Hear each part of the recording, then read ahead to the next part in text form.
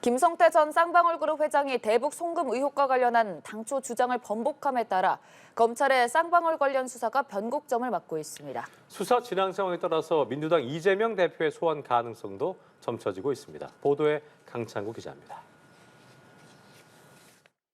태국에서 체포돼 국내로 압송될 당시 김성태 전 쌍방울그룹 회장은 이재명 민주당 대표와의 친분을 강력히 부인했습니다. 이 대표와 만난 적도 전화 한 통 한 적도 없고 북한에 돈을 보낸 이유는 대북 사업을 위한 용도였다고 주장했습니다. 대북 송금 인정 확정된데 자본사건 위반 혐의 인정하시나요? 이재명 변호사님 대답한 적 없으실까요? 검찰 조사에서 어떤 점 설명하실 거예요? 성실 조사 받겠습니다. 하지만 지난 주말 이후 이 대표와의 연관성을 하나 둘씩 진술하기 시작했습니다. 지난 2019년 1월과 4월 경기도의 북한 스마트팜 지원 사업 비용으로 500만 달러를, 11월엔 당시 도지사였던 이 대표의 방북으로에 300만 달러를 전달했다고 진술했습니다. 김 전 회장의 이 같은 진술 변화로 검찰의 쌍방울 수사는 새로운 국면을 맞게 됐습니다. 검찰은 이에 따라 쌍방울과 경기도 간 대북 사업의 연관성을 본격적으로 들여다보고 있습니다.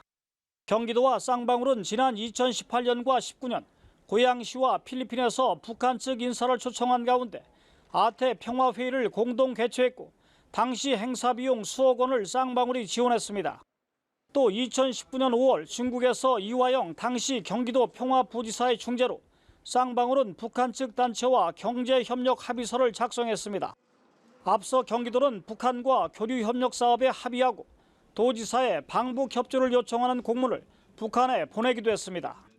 검찰이 경기도와 쌍방울이 추진한 대북 사업을 집중 조사하고 나섬에 따라 이 대표에 대한 소환 가능성도 조심스럽게 점쳐지고 있습니다.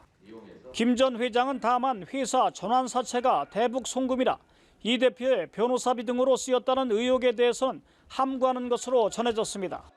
검찰은 일단 김 전 회장의 구속기한이 5일로 만료됨에 따라 그 이전에 1차 수사를 마무리하고 재판에 넘길 예정입니다.